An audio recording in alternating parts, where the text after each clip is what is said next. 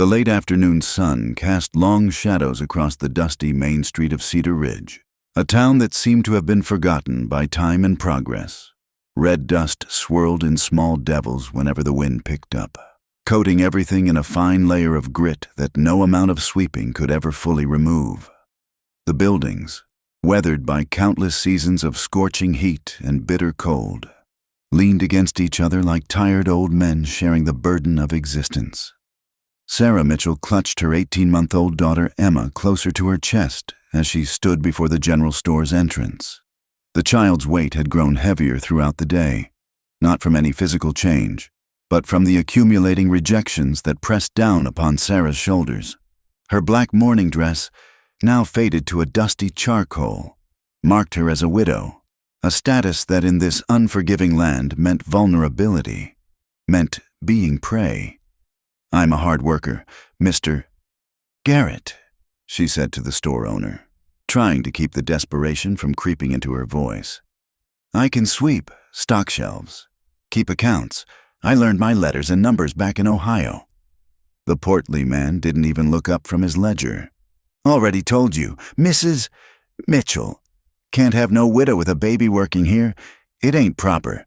Besides, that young'un would be getting into everything, disturbing the customers." "She's a quiet child, sir. She won't be any trouble, I promise." "The answer's no. Now, if you'll excuse me, I got real customers to tend to." Sarah's cheeks burned with humiliation as she turned away, the bell above the door mocking her with its cheerful tinkle. Outside, the October wind had picked up, carrying with it the promise of an early winter. Emma whimpered against her mother's shoulder, sensing the distress that radiated from every fiber of Sarah's being. This had been the 5th rejection of the day. The boarding house needed no help. The saloon, well, they'd made it clear what kind of work they'd offer a young widow, and Sarah had fled before the leering proprietor could finish his proposition. The hotel had taken one look at Emma and shaken their heads. Even the church, where she'd hoped Christian charity might prevail, had gently but firmly suggested she might find better prospects in the next town over. But Sarah had no money for the next town over. She had exactly $3.47 to her name, the last of what she'd gotten from selling their meager possessions after Thomas had died of fever 3 months ago. Their small farm had been seized by the bank within weeks. Thomas had borrowed against it for seed that never grew in the drought-stricken soil. The sun was sinking lower now, painting the sky in shades of orange and purple that would have been beautiful if Sarah had any capacity left to appreciate beauty. Emma began to cry in earnest now, the thin wail of a hungry child. Sarah's own stomach had been empty since yesterday, but that pain was nothing compared to the ache of being unable to properly feed her daughter. She stumbled toward the abandoned warehouse at the edge of town, its broken windows and sagging roof offering at least some shelter from the wind. Other transients had used it before. She could see the remains of old campfires and scattered debris, but it was empty now, and that was all that mattered. Sarah sank down against a relatively stable-looking wall, pulling her thin shawl around both herself and Emma. The baby's cries had softened to hiccuping sobs, her small face red and pinched with cold and hunger. Sarah rocked her gently, humming a lullaby her own mother had sung years ago, before cholera had taken her too. "Shh, my little one," she whispered, her voice breaking. Tears rolled down her cheeks, leaving clean tracks through the dust. "Mama's here. Mama's going to take care of you." But how? The question echoed in the empty space, unanswered and unanswerable. She'd been so certain she could make it work, could provide for Emma on her own. She was educated, willing to work, had always been told she was resourceful. But none of that mattered in a world that saw a husbandless woman with a child as little better than damaged goods.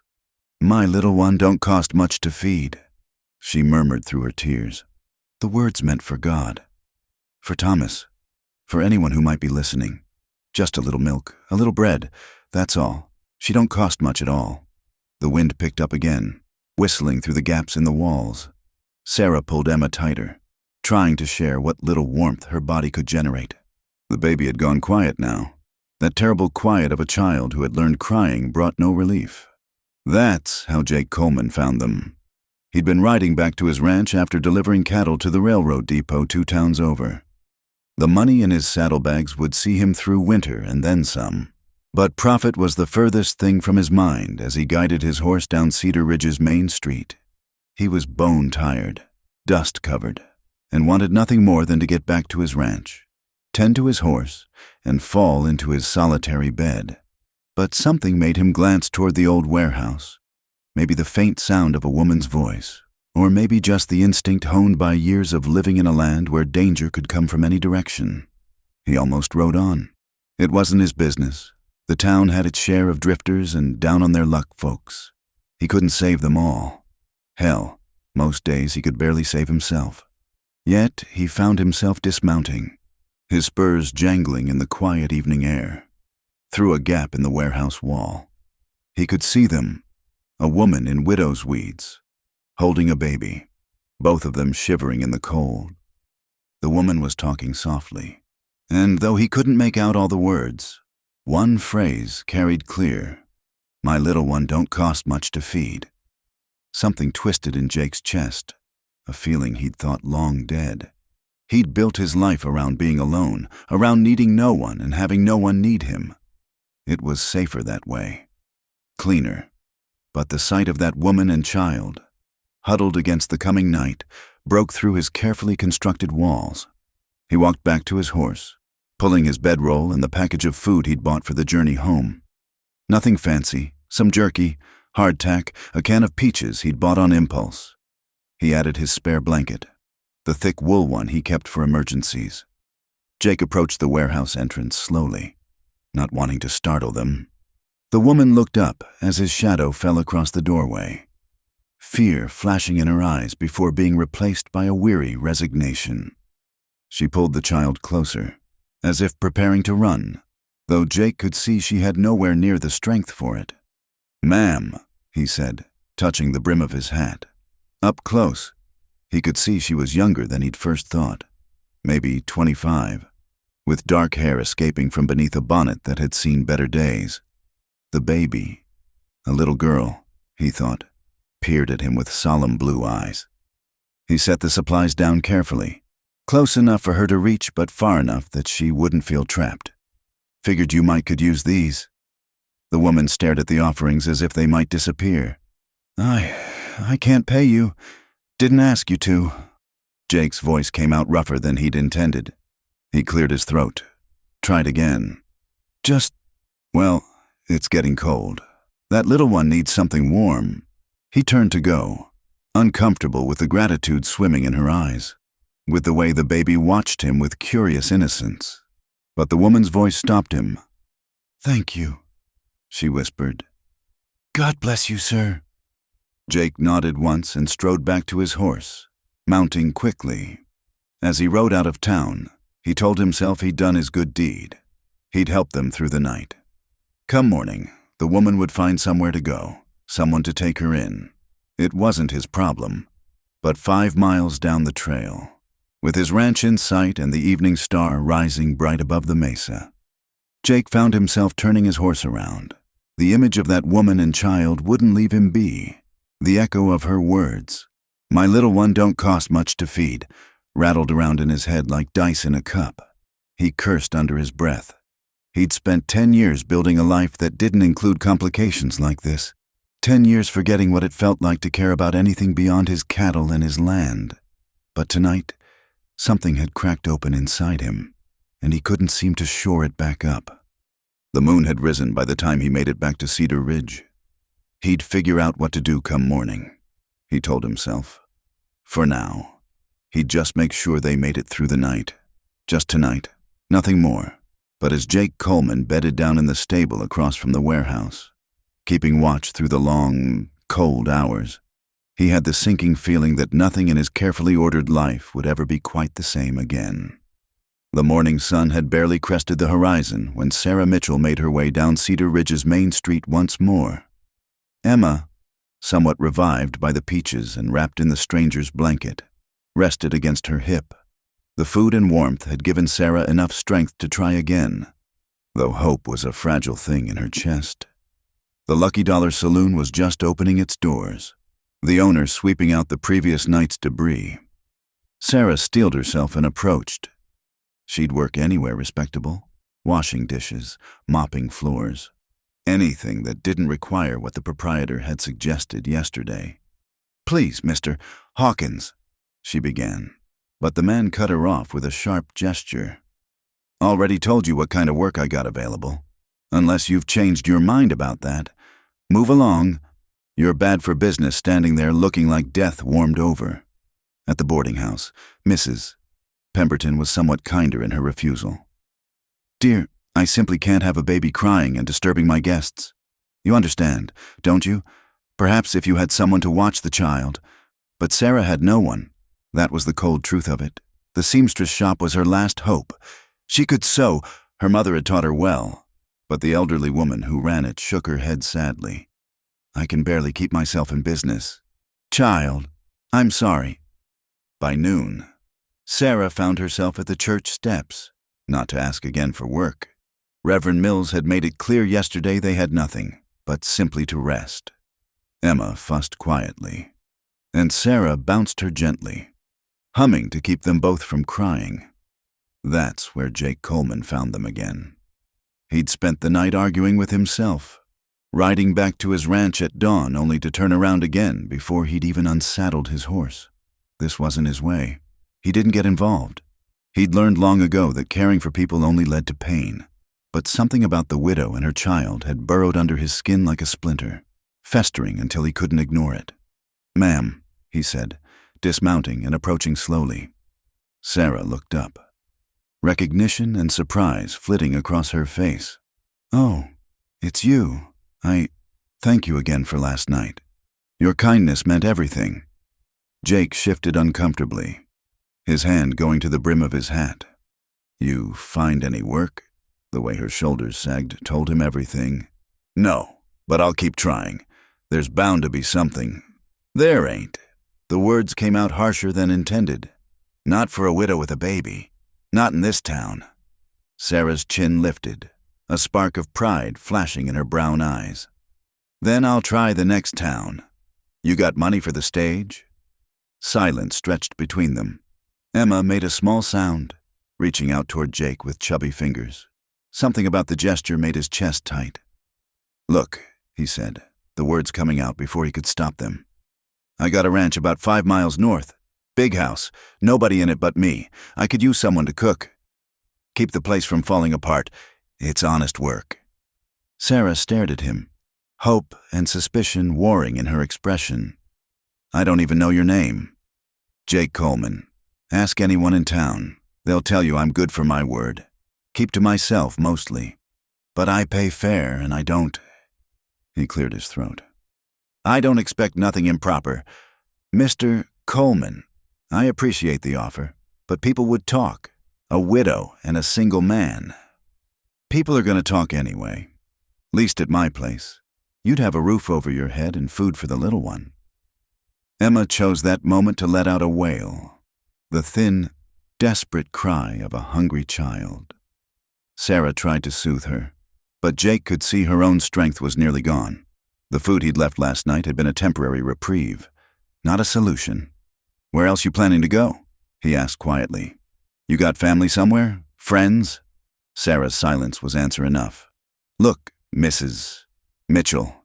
Sarah Mitchell. Mrs. Mitchell. I ain't trying to take advantage.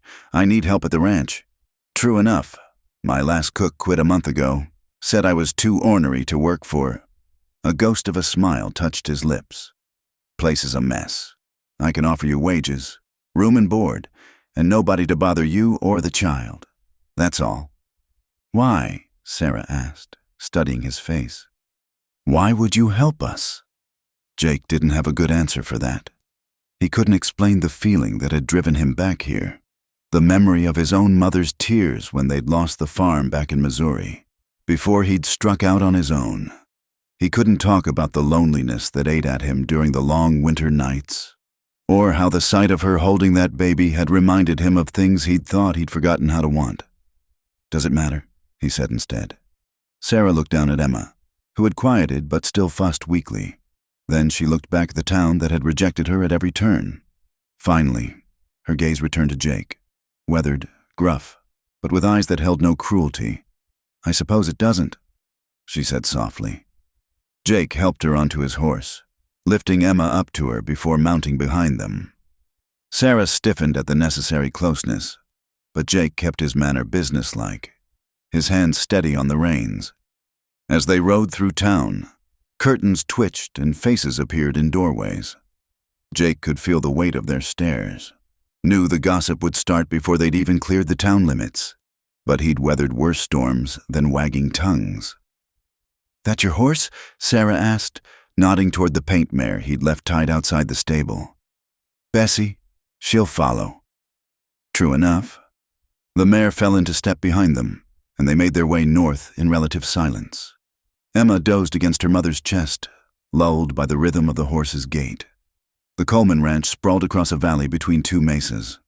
Good grazing land with access to water, a small fortune in this country. The house sat on a rise, a two-story structure that had been built with ambition and hope. Now it looked a bit worn, like everything else Jake touched. "It's bigger than I expected," Sarah said. "Built it thinking." Jake cut himself off.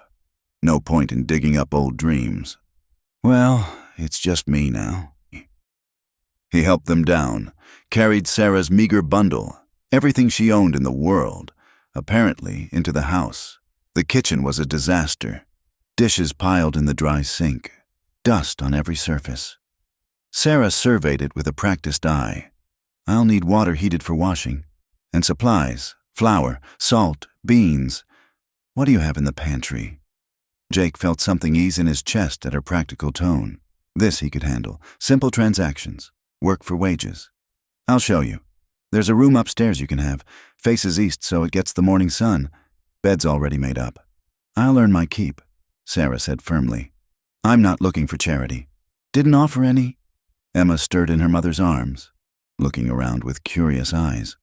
When she spotted Jake, she smiled, a toothless, drooly grin that hit him like a fist to the gut. "Let me show you around," he said gruffly, turning away from that innocent face. The house tour was brief. Kitchen, parlor, his office where he kept the ranch books, the bedrooms upstairs. Sarah's room was at the far end of the hall from his, with a smaller adjoining room that would work for Emma. "This is too fine," Sarah protested, running her hand over the quilt on the bed. "The servants' quarters would be—" "Don't have servants' quarters. You work for me, you live in the house. That's how it is." Sarah opened her mouth to argue further, then seemed to think better of it. "Thank you, Mr. Coleman. Jake's fine. We'll be seeing enough of each other. No point in standing on ceremony." He left them to settle in, heading out to check on the hands. But as he walked toward the barn, Jake could hear movement in the kitchen, water being heated, dishes clattering. For the first time in longer than he could remember, his house sounded alive. That evening, sitting down to a simple but well-cooked meal, Jake watched Sarah move efficiently around the kitchen, Emma playing with a wooden spoon at her feet. The baby kept looking at him, babbling in her baby talk, trying to get his attention. "She's not usually so forward with strangers," Sarah said, noticing his discomfort. "I ain't much good with young ones. She seems to think otherwise."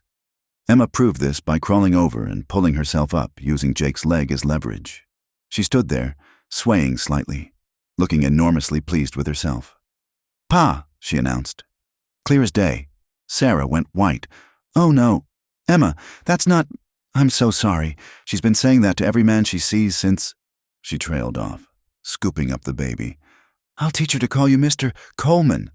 "Jake," he corrected automatically, though his voice sounded strange to his own ears. The weight of that simple syllable, "pa," sat heavy in his chest. Later, after Sarah had retired with Emma, Jake sat on the porch with his pipe, looking out over his land. The house behind him no longer felt empty, but that brought its own complications. He'd offered Sarah Mitchell a job and shelter. Nothing more. He'd keep it businesslike, professional. She'd save her wages, move on eventually to something better, and his life would return to its careful solitude. But as he heard Emma's distant laughter through the open window, followed by Sarah's soft singing, Jake Coleman had the unsettling feeling that he was lying to himself. Some changes, once set in motion, couldn't be undone. In the kitchen window, a lamp glowed warm against the darkness, and for the first time in years, his house looked like a home. The morning mist hung low over the valley as Sarah stepped out to gather eggs from the chicken coop.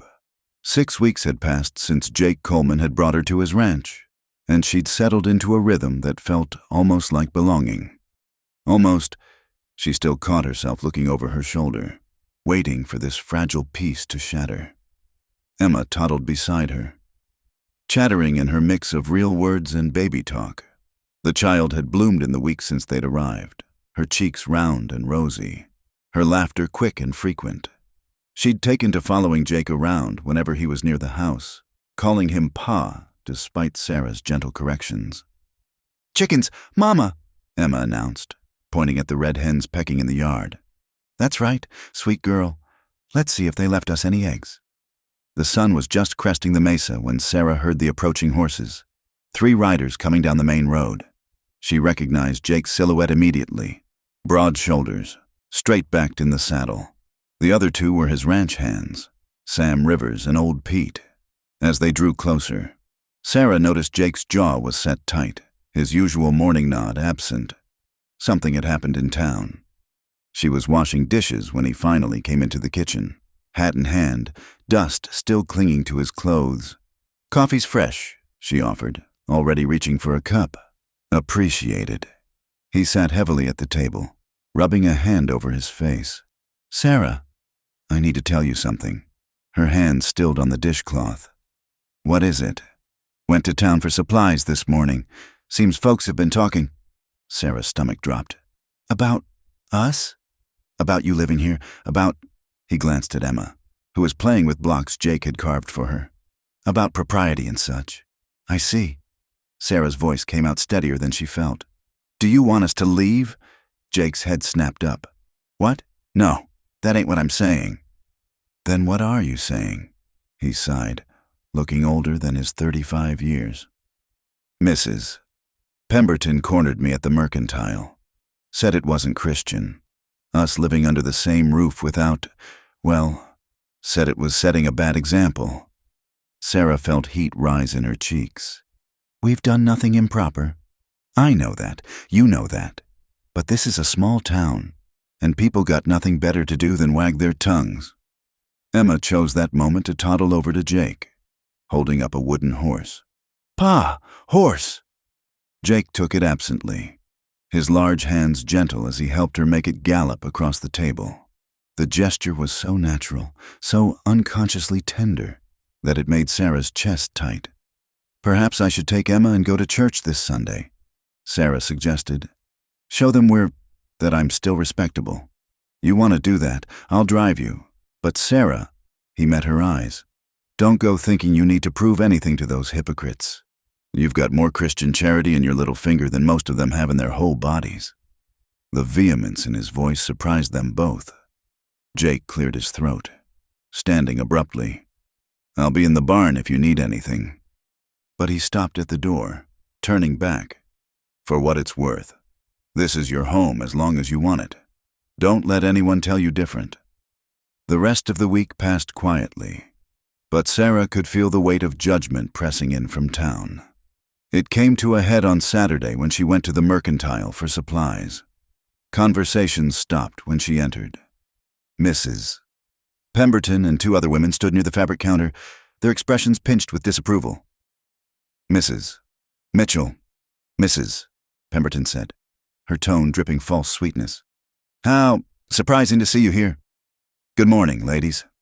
Sarah kept her head high, moving toward the counter where Mr. Garrett waited. "We were just discussing the importance of maintaining moral standards in our community," Mrs. Pemberton continued. "For the sake of the children, you understand." Sarah's hands clenched around Emma's small fingers. "I'm sure you were." "It must be so difficult," one of the other women chimed in. "Raising a child without proper guidance, without a father figure." "Emma has all the guidance she needs," Sarah replied evenly. "Does she?" Living in that house with a bachelor. What kind of example is that? Sarah turned to face them fully. The example of a good man who offered honest work and shelter to those in need. Unless Christian charity has gone out of fashion, Mrs. Pemberton's face flushed. Don't presume to lecture us about Christianity. Young woman, we know what goes on at that ranch. Do you? Then you know I wake at dawn to make breakfast, spend my days cooking and cleaning and mending, and retire to my own room each evening. You know that, Mr. Coleman treats me with nothing but respect and pays me fair wages for honest work. A convenient story. Mrs. Pemberton sniffed. Sarah felt her temper, usually so carefully controlled, begin to fray. What would you have had me do? Starve on your church steps? Watch my daughter waste away while you all gossiped about the impropriety of a widow seeking work? The women exchanged glances, but none answered. I thought not. Sarah turned back to the counter. My order, please, Mr. Garrett. The store owner filled her order in silence, but as Sarah left, she heard Emma's clear voice. Mean ladies. Mama? Hush, sweet girl, Sarah murmured, but she couldn't deny the child's assessment. She was loading the supplies into the wagon when Jake appeared, materializing from the saloon across the street like he'd been watching for her. Everything all right? His eyes were sharp, taking in her flushed cheeks and rigid posture. Fine. The word came out clipped. Jake studied her for a moment, then lifted Emma up to the wagon seat before offering Sarah his hand. His grip was warm and steady, and she held on perhaps a moment longer than necessary. They were halfway home before Jake spoke again. What did they say? Sarah considered lying, but found she couldn't. Nothing I haven't heard before, nothing that matters. It matters if it hurts you. The simple statement undid something in her. They think. They've decided what we are to each other. Facts don't seem to matter much. Jake's hands tightened on the reins. I could speak to them, set them straight. No. Sarah was surprised by her own vehemence. That would only feed the fire. Besides, I won't have you fighting my battles. Our battles, he corrected quietly. And something warm unfurled in Sarah's chest. That evening, after Emma was asleep, Sarah found Jake on the porch, watching the sunset paint the mesas in shades of gold and crimson. I've been thinking, she said, settling into the chair beside him, about what the town thinks, about propriety. Jake tensed. Sarah, let me finish. These weeks here. They've been the best Emma and I have known since Thomas died. Maybe the best ever. You've given us a home, work, dignity.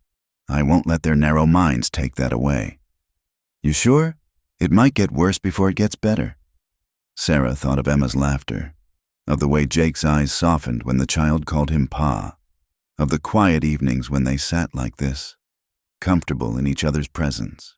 I'm sure, Jake nodded slowly. All right then. They sat in companionable silence as the stars began to appear. Inside, the house was warm and bright, smelling of the bread Sarah had baked that afternoon. Emma slept safe in her bed, no longer crying from hunger or cold. Jake, Sarah said softly. Yeah? Thank you for everything. He was quiet for a long moment. You've got nothing to thank me for. You've more than earned your place here. But Sarah heard what he didn't say, that the house felt different now, lived in, that Emma's laughter had chased away shadows he hadn't even known were there, that her presence had reminded him what it felt like to have something worth protecting. The next morning, Sarah dressed carefully in her best dress, still black for morning, but clean and pressed. She pinned her hair neatly and dressed Emma in the little blue frock she'd sewn from fabric Jake had quietly left on her sewing table. We're going to church, she announced at breakfast. Jake looked up from his coffee. Want me to drive you? If you're willing. And Jake? She met his eyes steadily. I'd be honored if you'd sit with us. Something shifted in his expression. Sarah, that would only confirm what they're thinking. Let them think it. I know the truth. You know the truth. God knows the truth. That's enough for me. Jake set down his cup carefully. You sure about this? I've never been more sure of anything. And so Jake Coleman put on his Sunday best, a suit that hadn't seen daylight in 5 years, and drove them to church. When they walked in together, Emma in Jake's arms calling him Pa, clear as day, the congregation fell silent. Sarah kept her head high as Jake guided them to a pew. Let them talk, she thought. She'd found something here worth fighting for. A home, a future, and perhaps, though she hardly dared name it yet, something that might grow into more than just convenience and kindness between her and the quiet man beside her. The service began, and Emma settled against Jake's shoulder, content and trusting. Sarah caught him looking at the child with such tenderness it made her throat tight. When the collection plate came around, Jake's contribution was generous, a statement in itself. After the service, they walked out together, facing the whispers and stares with quiet dignity. And if Jake's hand briefly touched the small of Sarah's back as he helped her into the wagon, if Sarah leaned just slightly into that touch, well, that was between them and the wide blue sky above. The first snow came early that year, falling in thick, silent curtains that transformed the ranch into a world of white. Sarah stood at the kitchen window, watching Jake and his men drive the cattle closer to the homestead where they'd be easier to feed through the harsh months ahead. Cold. Mama, Emma said from her high chair, though the kitchen was warm from the constantly burning stove. Yes, sweet girl. Winter's here. It had been 2 weeks since their defiant appearance at church, and the cold shoulder from town had only grown colder. But here at the ranch, life continued its rhythm. Sarah had put up preserves, mended all the winter clothes, and reinforced the drafty spots around windows with rags and old flour sacks. Jake came in at midday, ice crystals in his beard, his face red from the wind. Temperatures dropping fast, might be in for a bad one. Sarah poured him hot coffee, noting how naturally he accepted it, how comfortable they'd become in their domestic dance. I've plenty of wood stacked by the stove, and the pantry's well stocked. Good. He warmed his hands around the cup. Might be snowed in for a few days if this keeps up. By evening, the wind howled like a living thing, rattling the windows and sending drafts through every tiny gap. Sarah had Emma bundled in extra layers, but the child was fretful, sensing the storm's intensity. She feeling poorly? Jake asked, pausing in his work of securing the shutters. Just unsettled by the wind, I think. Sarah bounced Emma gently, humming a soothing tune. But as night fell, Emma's fussiness turned to genuine distress. Her forehead burned with fever, and her breathing became labored, punctuated by a harsh cough that seemed to tear from her small chest. Sarah's heart clenched with familiar dread. She'd seen fever take too many children, had watched her own sister slip away despite their mother's desperate prayers and remedies. Jake, she called, trying to keep panic from her voice. Jake, she's burning up. He was there in an instant, his large hand gentle on Emma's forehead. His face went grim. How bad? Bad. She needs willow bark tea, and I used the last of it 2 weeks ago. I meant to get more in town, but she'd been avoiding town as much as possible since the confrontation at the Mercantile. Jake was already reaching for his coat. Doc Morrison keeps medicine at his place. I'll go. Sarah looked out at the swirling white beyond the window. The storm had become a blizzard. Visibility near zero. Jake, you can't. Not in this. Watch me. You'll get lost. Freeze to death. Please. He gripped her shoulders gently. Sarah, that little girl calls me Pa. You think I'm gonna sit here while she suffers? The fierce protectiveness in his voice nearly undid her. Take the rope from the barn. Tie it to the porch post so you can find your way back. I will. He grabbed his warmest gear, wrapping a scarf around his face. Keep her warm. Try to get water into her if you can. I'll be back. And then he was gone, swallowed by the white fury beyond the door. Sarah had never known hours to pass so slowly. She bathed Emma's fevered skin with cool cloths, tried to coax water past her parched lips, and prayed with a desperation that came from the very depths of her soul. Emma's breathing grew more labored, each breath a struggle. The child, who usually chattered constantly, was silent except for occasional whimpers. Sarah held her close, rocking in the chair by the stove, and tried not to think about Jake lost in the blizzard, about being alone again, about tiny graves on windswept hills. "Please," she whispered to any power that might be listening. "Please, she's all I have. She's everything." But even as she said it, Sarah knew it wasn't entirely true anymore. Somewhere in the past months, Jake had become essential too. The thought of losing either of them was unbearable. It was past midnight when she heard it, a thump against the door. She flew to open it, and Jake practically fell inside, more ice than man. His face was blue with cold, his movements sluggish, but he pulled a leather pouch from inside his coat. "Doc gave me everything he could spare," he gasped through frozen lips. "Willow bark, laudanum for the pain. Something else, he said you'd know." Sarah grabbed the pouch, her hands shaking as she recognized the precious medicines. "You beautiful, foolish man. Let me see to Emma, then I'll tend to you." She worked quickly, brewing the willow bark tea, measuring out the tiniest dose of laudanum to ease Emma's breathing. Jake, meanwhile, had collapsed in a chair by the fire, slowly thawing.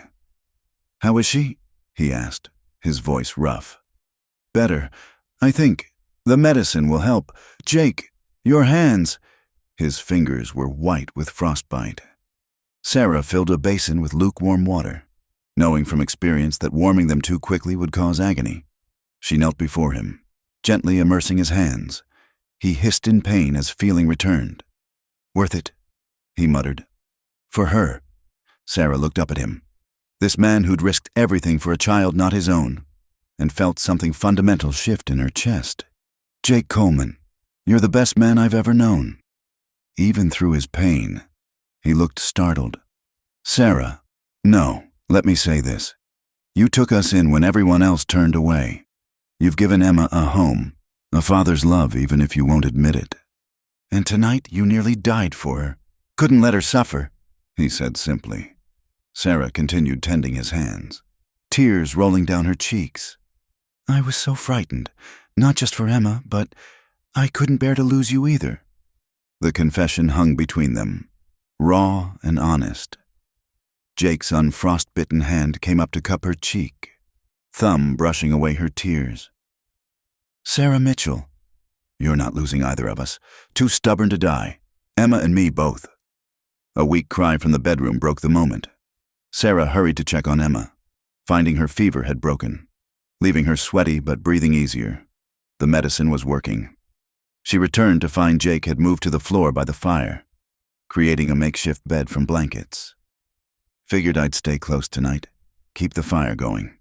"You'll do no such thing. You'll take the spare room where there's a proper bed." "Sarah, that wouldn't be proper?" She almost laughed. "Jake, you just walked through a blizzard for my daughter." I think we're past worrying about what's proper, but Jake was already asleep, exhaustion finally claiming him.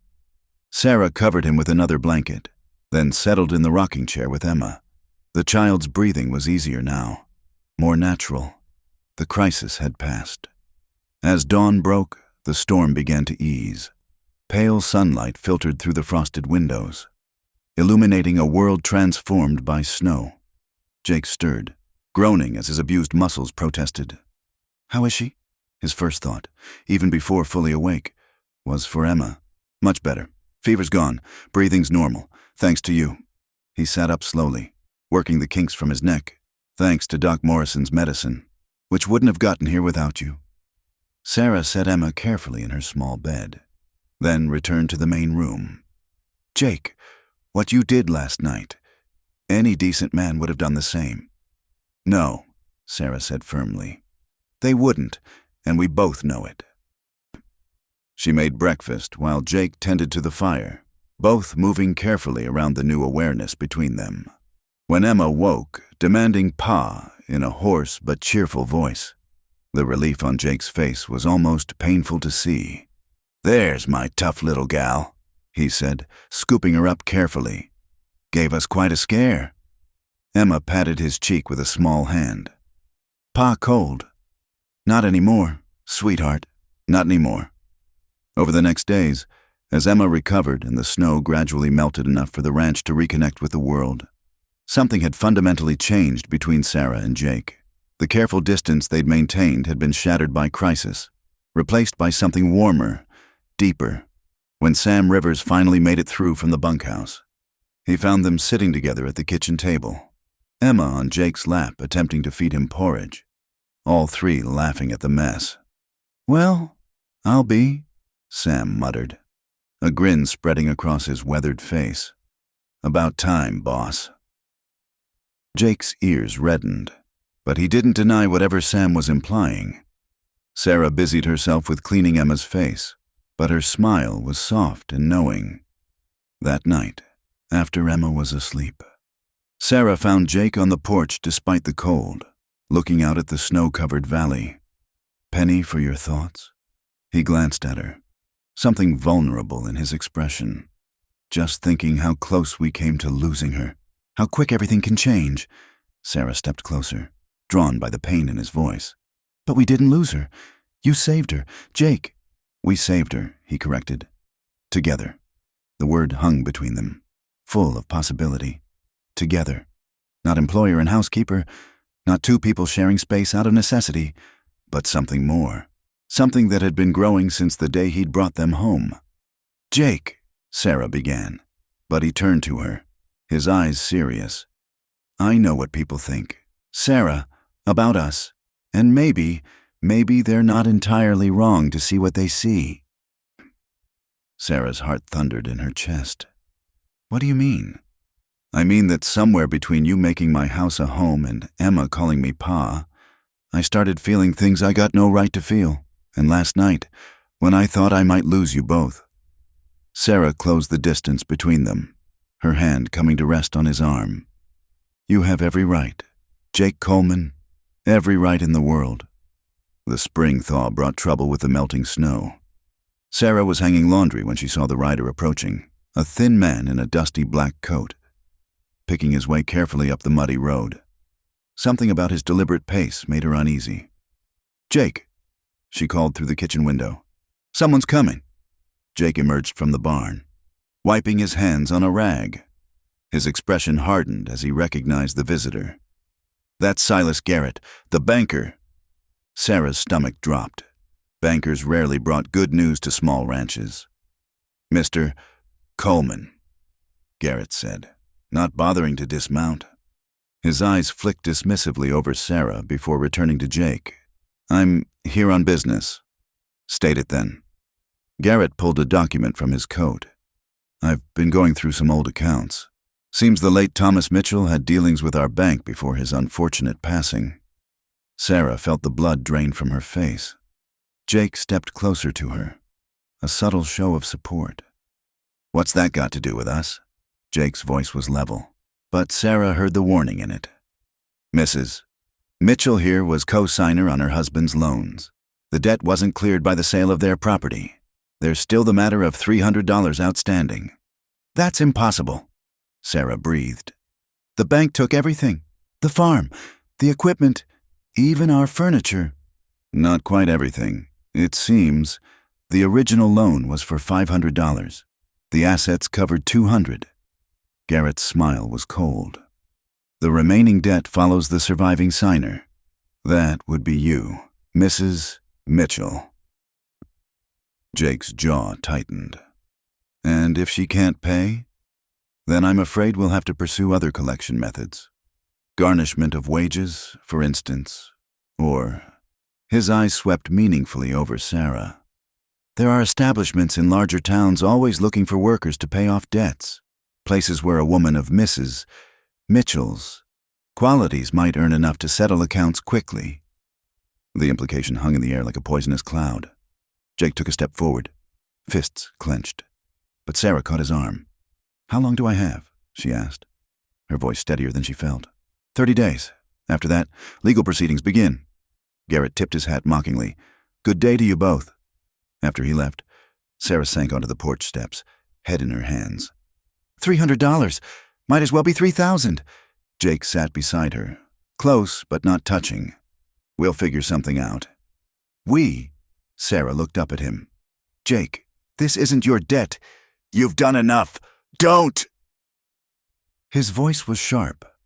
Don't you dare start pushing me away now. I won't have you paying for Thomas's mistakes, and I won't— She swallowed hard. I won't have you think I'm staying here because I need your money. Jake turned to face her fully. Is that what you think? That I'd question your reasons for being here? People will say, to hell with what people say. The vehemence in his voice startled them both. Sarah, these past months, do you really think any of that was about money or debt or obligation? Before Sarah could answer, Emma toddled out, clutching her favorite doll. Mama sad? Sarah forced a smile, lifting Emma onto her lap. No, sweet girl, Mama's just thinking. Pa, fix it, Emma said confidently, reaching for Jake, over the child's head. Sarah met Jake's eyes. The determination she saw there made her throat tight. That evening, after Emma was asleep, they sat at the kitchen table with the account book spread before them. I've been saving my wages, Sarah said. It's only $40, but it's a start. Jake was doing calculations. His brow furrowed. I could sell some cattle early. Market's not great right now, but— No. Sarah's hand covered his. You'll need every head for the ranch to survive. I won't be the reason you lose this place. This place don't mean nothing without— He cut himself off. But Sarah heard what he didn't say. They sat in silence, hands still touching, the weight of unspoken words between them. The next few days passed in a blur of worry. Sarah threw herself into her work, trying not to think about Garrett's threats. Jake was often gone, riding to neighboring ranches. Though he wouldn't say why, it was Sam Rivers who finally enlightened her. Boss is trying to drum up extra work, offering to break horses, help with branding, anything for quick cash. He shouldn't— Begging your pardon, ma'am, but you try telling Jake Coleman what he should or shouldn't do when it comes to protecting his own. His own— The words echoed in Sarah's mind as she watched Jake return that evening. Exhausted and dusty, but with fire still in his eyes. The breakthrough came from an unexpected source. Old Pete, the eldest of Jake's ranch hands, approached Sarah one morning with an unusual request. Ma'am, I got a proposition. My sister over in Silver Creek, she runs a boarding house, sent word she needs help for the summer season, cooking, cleaning, managing guests. Pays good, plus room and board. Sarah's heart sank. You think I should take Emma and go? Lord, no! Pete looked horrified. I'm saying she needs someone, and I know someone who needs quick money. My sister's getting on in years. If someone were to help her out proper-like, get her through the busy season, well, she'd be mighty grateful. $100 bonus grateful, paid up front. Pete, that's generous, but it's only a third of what I need. Maybe, but Jake's been working himself ragged trying to earn the rest. And the boys and I, well, he cleared his throat. We took up a collection. Ranch hands stick together, and you're one of us now. Tears blurred Sarah's vision.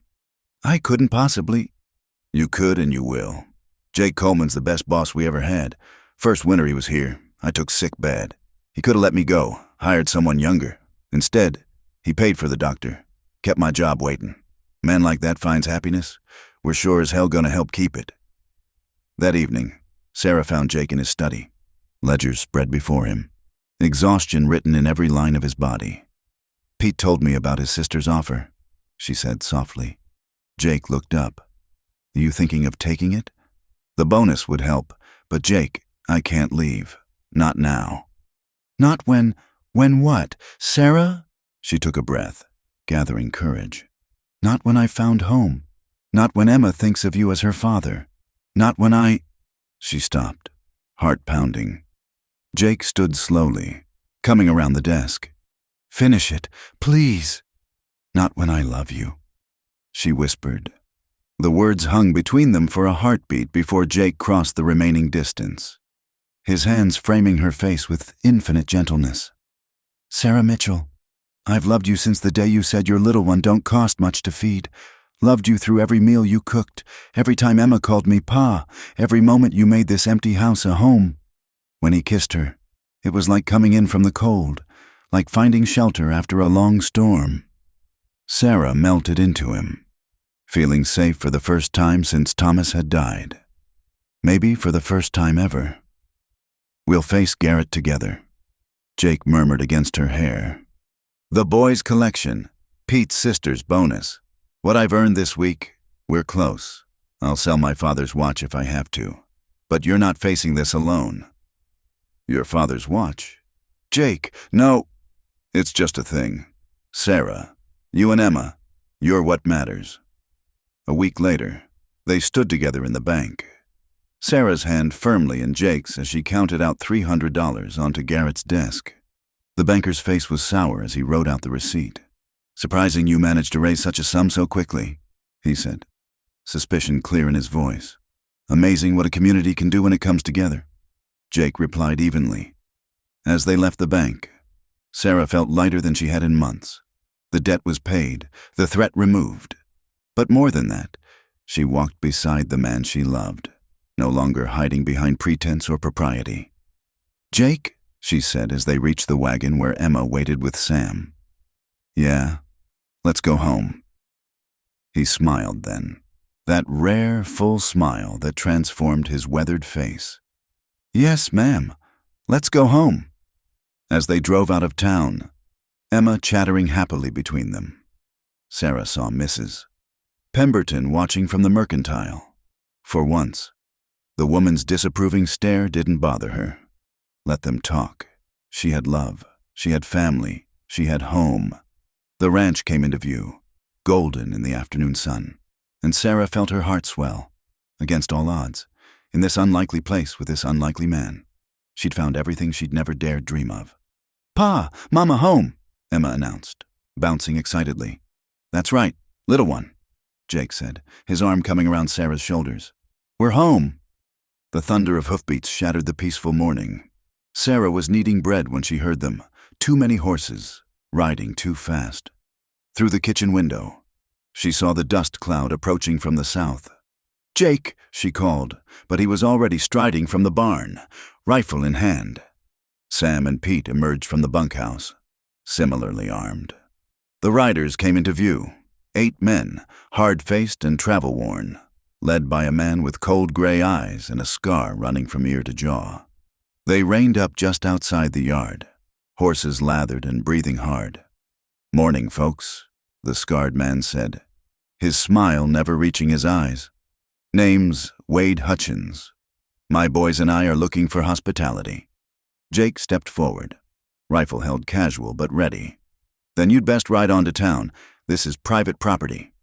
Hutchins's smile widened. "Now, that's not very neighborly. We've been riding hard, and we heard tell this ranch shows kindness to strangers."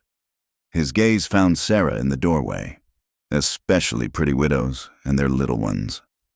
Ice ran down Sarah's spine. How did he know about her past? "You heard wrong," Jake said flatly. "Move on. See, that's going to be a problem." Hutchins shifted in his saddle, and Sarah noticed how his men spread out slightly. Tactical. "We've had some misfortune recently. Lost some cattle to Indians, or so we'll tell anyone who asks. Need to recuperate our losses." The threat was clear. These weren't travelers. They were raiders, the kind that plagued isolated ranches, taking what they wanted through intimidation or violence. "Pa!" Emma's voice from behind Sarah made her blood freeze. The child toddled out before Sarah could stop her, clutching her doll. Hutchins' eyes lit with malicious interest. Well, Pa, is it? You move fast. Coleman, though I can't say I blame you." His gaze raked over Sarah insultingly. "Woman like that could make a man forget all kinds of principles." Jake's knuckles went white on the rifle. "Last warning. Get off my land." "Our land. Surely?" Hutchins drawled. "Man who takes in a woman and her brat calls himself Pa. That sounds like family to me. And family shares. Doesn't it, boys?" The other riders chuckled. An ugly sound. Sarah pulled Emma back inside, her mind racing. 8 armed men against Jake, Sam, and Pete. The odds were impossible. "Sarah, take Emma to the root cellar," Jake said quietly. not taking his eyes off Hutchins. Now. But before she could move, Hutchins drew his pistol with shocking speed. Nobody moves. We're all going to be civilized about this. You're going to show us where you keep your cattle. Coleman, we'll take what we need, and nobody gets hurt. Like hell. Jake, Sarah breathed, seeing the tension in his shoulders, the way he was calculating odds. Please. Hutchins heard her plea and smiled wider. Listen to your woman, Coleman. Think about that little girl. Accidents happen so easily on the frontier. The threat to Emma decided it. Jake lowered his rifle slightly. The herd's in the north pasture. Take what you want and go. Now we're being sensible. But see, cattle are heavy work. We'll need supplies too, food, ammunition. His eyes found Sarah again. Maybe some company for the long ride ahead? No. Jake's voice was deadly quiet. No, you're not in a position to say no, friend. Hutchins gestured to his men. Burke, Sawyer, check the barn. Mason, see what's in the house. And darling, he addressed Sarah. Why don't you pack us some of whatever smells so good in that kitchen? Sarah felt Jake coiling like a spring beside her. She knew that look. He was going to do something desperate. I'll get food, she said quickly, trying to defuse the moment. Just, please don't hurt anyone. She retreated to the kitchen, Emma clinging to her skirts. Through the window, she watched two men head for the barn while another approached the house. Her hands shook as she grabbed a flour sack and began filling it with bread, dried meat, anything to make them leave faster. The man called Mason entered, his eyes roving over everything. Nice setup, he commented, then noticed the silver frame holding a daguerreotype on the mantel, the only image Jake had of his parents. He pocketed it casually. Please, Sarah said. That's not valuable to anyone, but Mason backhanded her casually, sending her stumbling into the table. Emma screamed. The sound galvanized everyone. Jake burst through the door, murder in his eyes. Outside, guns were drawn, voices shouting. In the chaos, Sarah saw their chance. Emma, run! She pushed her daughter toward the back door. Go to the hiding place. They'd established it after the winter crisis, a small cave in the hillside where Emma liked to play. The child fled, her little legs pumping. Mason lunged for Sarah, but she grabbed the hot coffee pot from the stove and flung it at his face. He screamed, clawing at his burns, and Sarah darted past him. The yard had erupted into violence. Jake and Hutchins grappled for control of a rifle, while gunfire cracked from multiple directions. Sarah saw Pete go down, clutching his shoulder, and Sam taking cover behind the water trough. Sarah, get down! Jake roared, just as Hutchins broke free and aimed at him. Without thinking, Sarah grabbed a shovel leaning against the porch and swung with all her strength. It connected with Hutchins's arm, sending his shot wild. He spun, backhanding her to the ground, but the distraction was enough. Jake's fist connected with his jaw, dropping him. The barn! Sam shouted. They're going for the horses. Smoke was rising from the structure. The raiders had set it ablaze, probably to cover their escape with the livestock. Jake's prize horses were in there. Let it burn, Jake said, helping Sarah to her feet. You hurt? She shook her head, tasting blood from a split lip. Emma's safe, hidden. More gunfire erupted as the raiders tried to flee with what cattle they'd rounded up. Jake and Sam returned fire, driving them back. In the confusion, Hutchins regained consciousness, rolling to his feet with a knife in hand. He lunged at Jake, who was focused on the other raiders. Sarah screamed a warning, but it was old Pete, wounded arm and all, who intercepted. The two men went down in a tangle of limbs. When the dust settled, Hutchins lay still, Pete's knife in his ribs. The old ranch hand sat back, face gray with pain and shock. Didn't mean to kill him, just couldn't let him.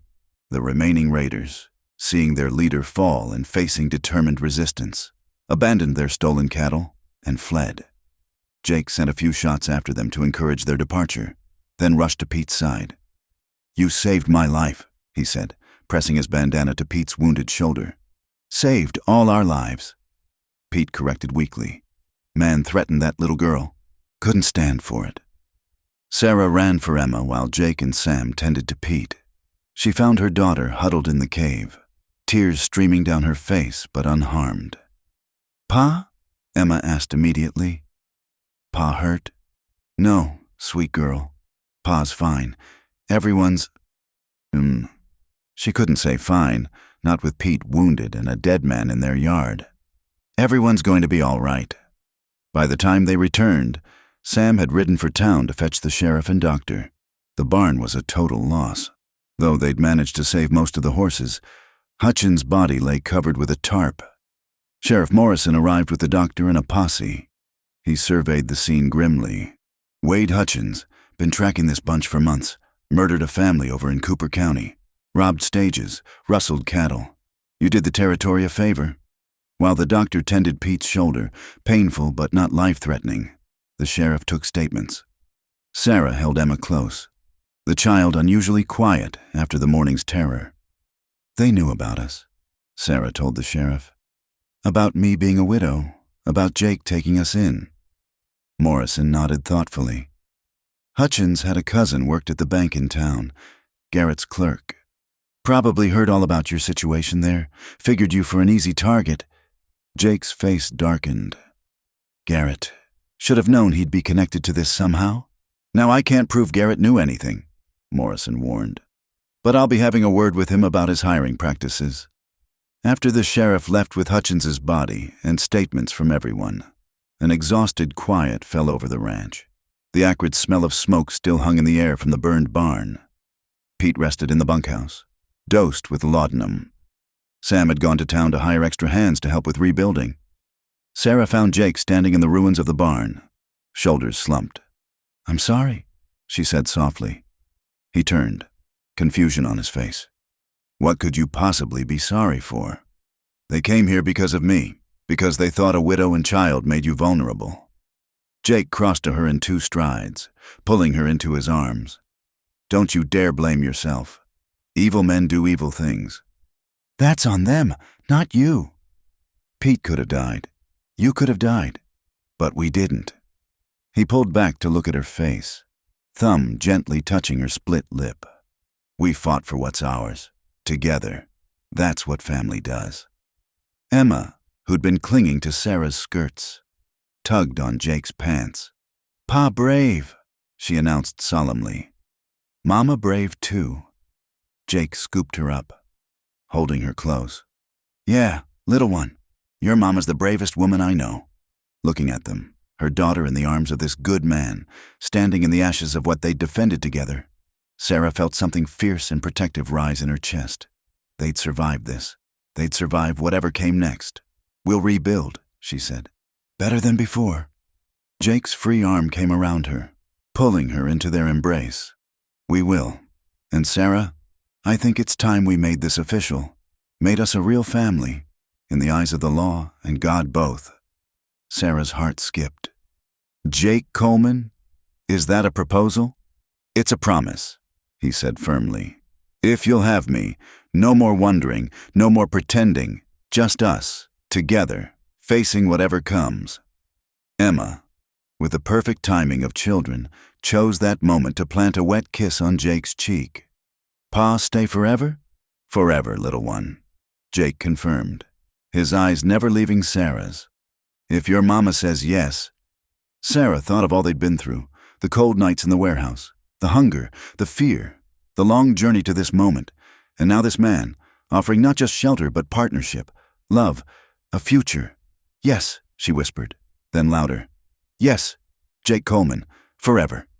As the sun set over the damaged but not defeated ranch, painting the sky in shades of hope, Sarah knew that they'd won more than just a battle against outlaws. They'd won the right to their happiness, bought with courage and defended with love.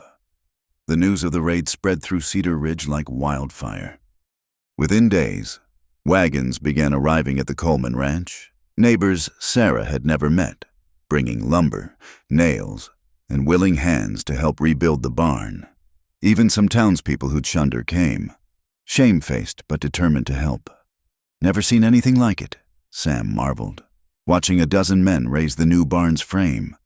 Folks who wouldn't give you the time of day last month, working shoulder to shoulder. Mrs. Pemberton herself arrived in her buggy, bringing a basket of food and a contrite expression. She approached Sarah hesitantly where she was serving water to the workers. Mrs. Mitchell, she began, then stopped, twisting her gloves. I owe you an apology. Sarah waited, saying nothing. When we heard what happened, how you fought beside Mr. Coleman, how that little girl ran to safety because you'd prepared her. The older woman's voice cracked. I realized I'd been judging you by standards I'd never apply to myself. You're a brave woman, and I've been a fool. We all make mistakes, Sarah said quietly. What matters is learning from them. Mrs. Pemberton nodded, tears in her eyes. The ladies' auxiliary would like to help with your wedding, if you'll have us. It's the least we can do. The wedding, in the chaos of rebuilding. Sarah had almost forgotten Jake's proposal, but he hadn't. She'd caught him talking with Reverend Mills, making arrangements. That evening, as the helpers departed and quiet settled over the ranch, Sarah found Jake on the new barn's foundation, Emma asleep in his arms. They'd taken to calling her their little supervisor as she'd spent the day following the workers, chattering constantly. Wore herself out, Jake said softly, shifting to make room for Sarah beside him. She feels safe again, Sarah observed. That's because of you, because of us. He was quiet for a moment. Sarah, about the wedding, if you want to wait until things are more settled. Jake Coleman, you're not getting out of marrying me that easily. His laugh rumbled in his chest. Wouldn't dream of it. Just want to do right by you, give you the wedding you deserve. I had a wedding once, Sarah said, thinking of her brief ceremony with Thomas, rushed, practical, born of necessity rather than love. What I want now is a marriage. With you, everything else is just trimmings. Jake's arm came around her. Careful not to wake Emma. How'd I get so lucky? I asked myself the same thing. Old Pete approached from the bunkhouse, his arm still in a sling, but his color much improved. Boss, ma'am, sorry to interrupt, but thought you should know. Sheriff Morrison sent word. That clerk of Garrett's, the one who was cousin to Hutchins, he's been arrested. Turns out he was feeding information to the gang about vulnerable targets. Garrett's claiming he knew nothing about it. Jake's jaw tightened. I'll bet he is. There's more. Pete continued. With the scandal, folks are pulling their money from Garrett's bank. Word is he might have to close up shop, maybe leave town. Sarah thought of how the banker had threatened her, the cold satisfaction in his eyes when he'd spoken of her debt. She waited to feel vindication, but found only weariness. Pride goes before a fall. She murmured. Indeed it does, ma'am. Pete agreed. Anyway, just thought you'd want to know. I'll leave you folks be. After he left, they sat in comfortable silence, watching the stars appear.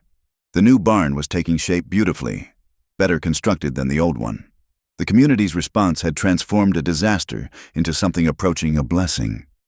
Jake, Sarah said eventually, what Pete did during the fight. He killed a man defending us. Is he going to be all right? Jake sighed. Pete's seen his share of violence. We all have out here, but taking a life, even a life that needed taking. It weighs on a man.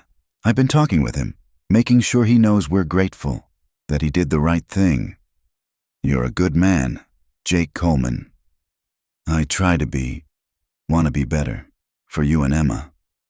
Emma stirred in his arms, mumbling something about horses. Jake smiled down at her, and Sarah's heart swelled at the tenderness in his expression. She's going to need a proper bed soon, Sarah said. She's getting too big for that crib. Been thinking the same, maybe a room with those flower curtains she keeps talking about. You pay attention to her chatter about curtains? I pay attention to everything about you both.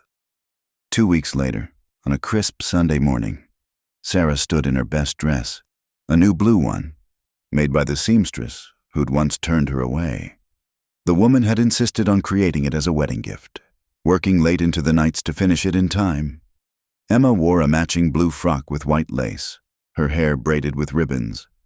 She took her role as flower girl seriously, practicing her walk up and down the church aisle until Sarah had to coax her to rest. "Ready, Mrs.?" Pemberton asked, making a final adjustment to Sarah's veil. The ladies' auxiliary had indeed rallied, transforming the church with wildflowers and white bunting. "More than ready," Sarah replied. The church was packed. Every rancher for miles around had come, along with most of the town. Sarah saw the seamstress dabbing her eyes, the mercantile owner and his wife, even Doc Morrison looking unusually formal in his Sunday suit. But Sarah had eyes only for Jake, standing at the altar in a new black suit, his weathered face soft with emotion. Sam stood beside him as best man, grinning broadly. As the music began, Emma started down the aisle, scattering flower petals with great enthusiasm and occasional detours. Laughter rippled through the congregation as she stopped to show old Pete a particularly pretty petal. Then it was Sarah's turn. She walked alone, no one to give her away because she was giving herself, freely and joyfully, to the man who'd shown her what love truly meant. Jake's eyes never left hers as she approached.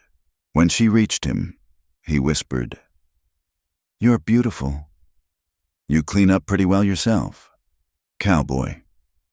Reverend Mills began the ceremony, his words about love and commitment taking on deeper meaning for two people who'd already weathered so much together. When he asked if anyone objected, the church was silent. Even those who'd gossiped were now witnesses to something real and precious. "Do you, Jacob Coleman, take this woman to be your lawfully wedded wife?" "I do." Jake's voice was strong. "Certain. Do you, Sarah Mitchell, take this man to be your lawfully wedded husband?" "I do." "And do you both promise to love and cherish this child, Emma, as your own?" This wasn't traditional, but Jake had insisted. "We do." Emma, understanding something important was happening, abandoned her flower basket and attached herself to Jake's leg, earning another wave of gentle laughter. "Then, by the power vested in me, I pronounce you husband and wife. You may kiss your bride." Jake's hands framed Sarah's face gently, and their kiss was sweet, promising, and brief enough for church propriety.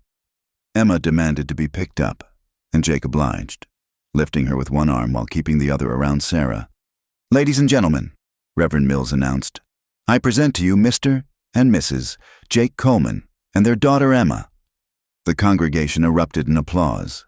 As they walked back down the aisle as a family, Sarah caught sight of many tear-streaked faces.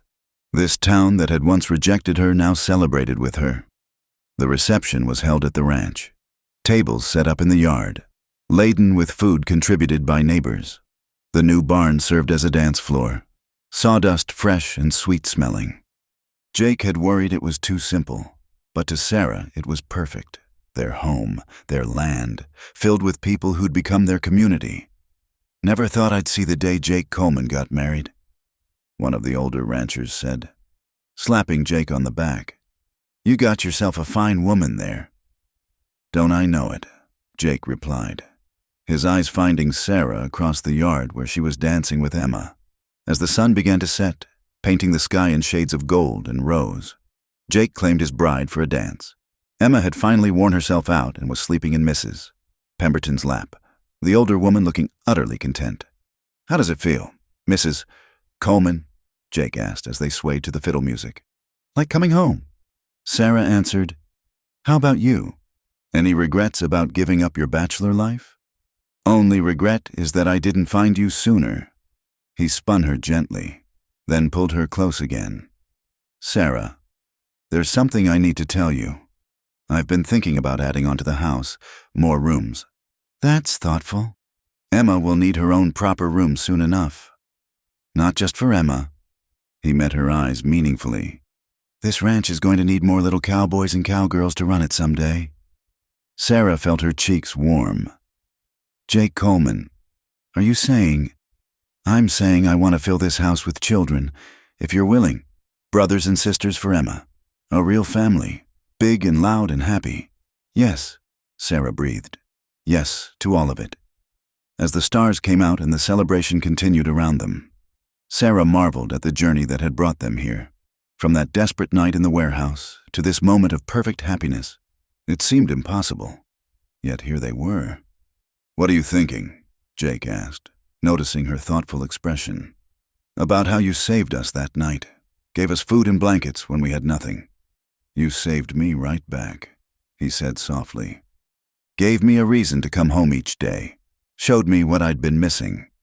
The fiddle struck up a livelier tune, and other couples joined them on the makeshift dance floor.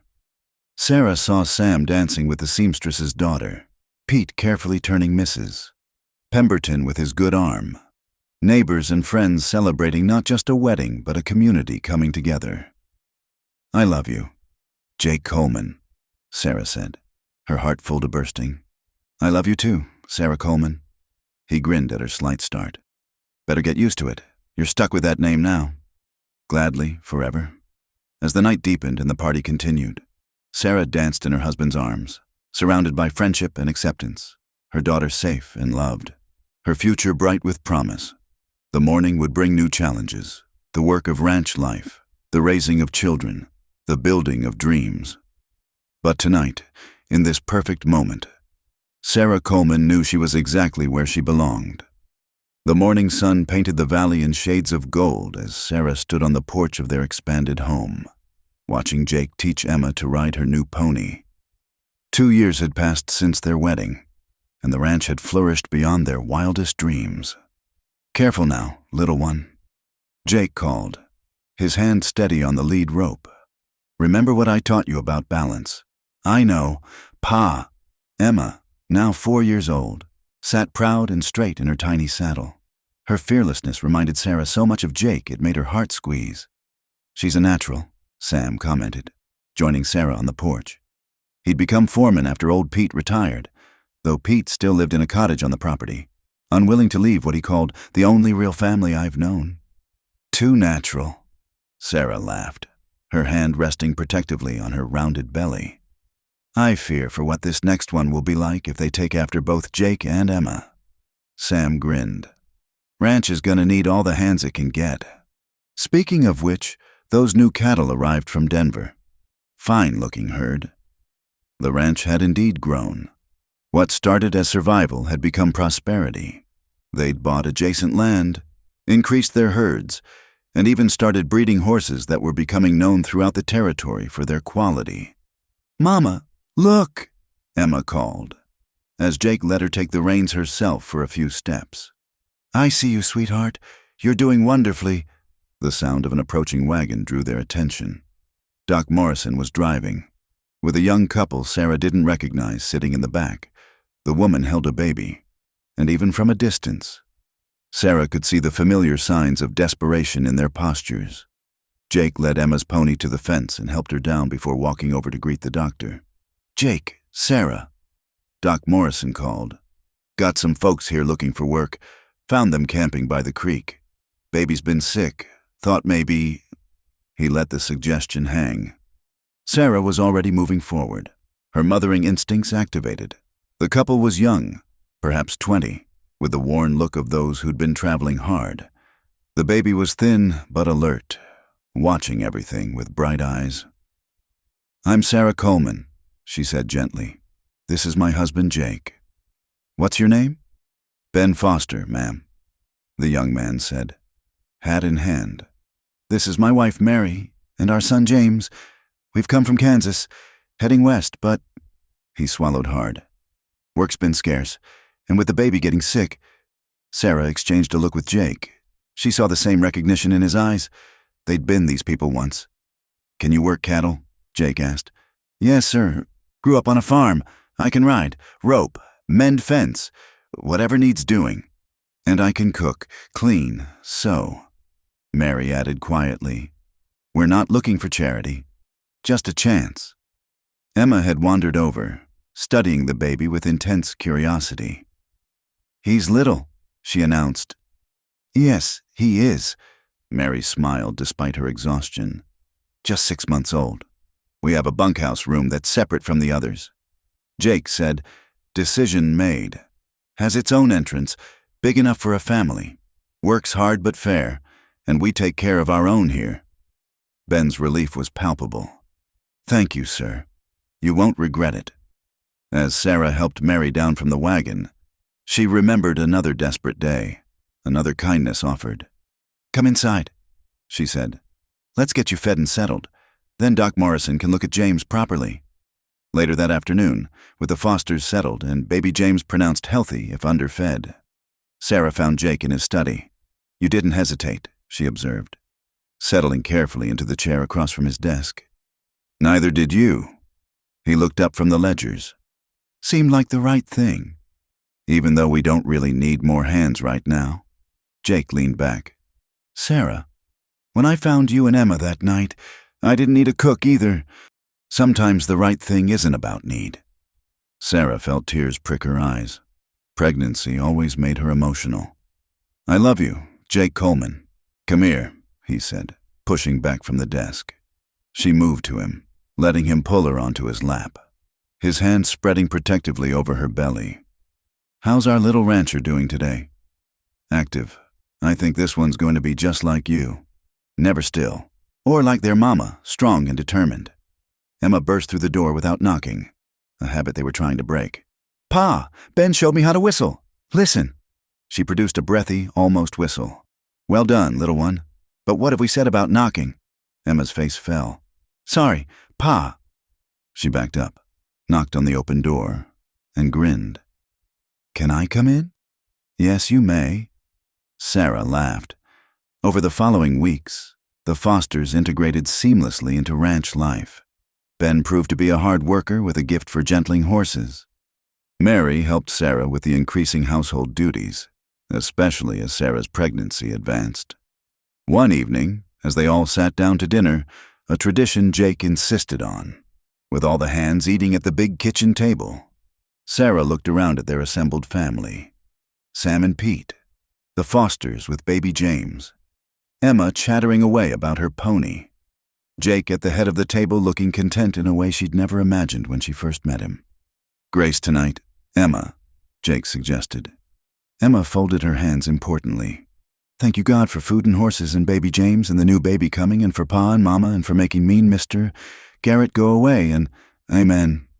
Jake interrupted gently as Emma showed no signs of stopping. "Amen," everyone echoed, hiding smiles. The meal was lively, full of conversation about the ranch, plans for expanding the barn again, discussion of which mares to breed. Sarah noticed Mary and Ben exchanging glances, the private communication of a couple finding their feet again after hard times. After dinner, as Sarah tucked Emma into bed, her daughter asked, "Mama, why did Pa help Ben and Mary?" Sarah smoothed Emma's hair. "Because once, when we needed help, Pa helped us, and now we can help others." "Like a circle?" "Exactly like a circle. Sweet girl." Emma seemed to consider this. "I want to help people too when I'm big." "You already do, just by being you." Sarah found Jake on the porch, their evening ritual when weather permitted. The spring air was soft, carrying the scent of grass and the sound of cattle lowing in the distance. "Full house," Jake commented as she joined him. "Going to be fuller soon," Sarah reminded him, patting her belly. "Can't wait." He pulled her close. "Sarah, I've been thinking about something Pete said the other day, about legacy." "What about it?" "When I started this ranch, I thought success meant having the most cattle, the best horses, the biggest spread. But that's not really it. Is it?" Sarah waited, knowing he'd find his words. "It's this," Jake continued, gesturing to the warm windows of their home, the bunkhouse where their extended family lived, the land that supported them all. "It's taking care of people, building something that matters beyond ourselves. Like Ben and Mary? Like them, like Pete when he's too old to work, like any hand who needs a place." He paused. "Like a desperate widow and her baby who just needed someone to see them as people worth saving." Sarah turned in his arms, framing his face with her hands. "You did more than save us. Jake, you gave us life. You gave me one right back." They stood together as darkness settled over the ranch, the first stars appearing. From inside came the sound of Emma singing to her doll, Mary's soft laughter at something Ben said, Pete's harmonica playing a gentle tune. "Let's go inside," Jake said finally. "Our family's waiting." "Yes," Sarah agreed, taking his offered hand. "Let's go home." As they walked back into the warm light of their kitchen, Sarah marveled again at the journey that had brought them here. From a widow's desperate plea that her little one didn't cost much to feed, to this, a home full of love, laughter, and hope. The next morning brought new challenges. A mare was foaling. Emma skinned her knee learning to climb the corral fence, and baby James kept everyone entertained with his attempts to crawl. But Sarah wouldn't trade any of it for the world. Standing in her kitchen, watching Jake patiently teaching Ben a new roping technique while Emma helped by offering constant advice, Sarah placed her hands on her belly and whispered to the child growing there, "You're coming into a good world, little one. A world where kindness matters, where family is more than blood, where love makes all things possible." Jake caught her eye through the window and smiled, that special smile he saved just for her. He touched his hat brim in a little salute, and she blew him a kiss in return. "Mama, are you happy?" Emma asked, appearing at her side. "So happy I could burst." Sarah admitted, "Me too." Emma said matter-of-factly, "Pa says we're the luckiest family in the whole territory." Pa's absolutely right. As the sun climbed higher over the Coleman Ranch, painting the vast grasslands in brilliant green and gold, life continued in all its messy, beautiful complexity. There would be droughts and storms, struggles and triumphs, but they would face them all together. And in the years to come, when people asked how the Coleman Ranch became the most successful spread in 3 counties, folks would tell the story of a rancher who'd taken in a widow and her child, of a love that grew from kindness, of a family built not just on blood, but on the choices people make to care for one another. But for now, in this perfect morning moment, Sarah Coleman simply stood in her kitchen, surrounded by the life she and Jake had built, grateful beyond words for the man who'd looked at a desperate woman and seen not a burden, but a blessing. "Let's go home," he'd said that first night, not knowing those 3 words would change everything. And home they had made it, indeed. Thank you so much for listening to this story. I'd love to know where you're enjoying Let's Go Home. Please share in the comments where you're listening from so we can connect. Don't forget to subscribe to From Wild West channel for more heartwarming frontier stories. And share your thoughts about Sarah and Jake's journey. Your feedback means the world to us.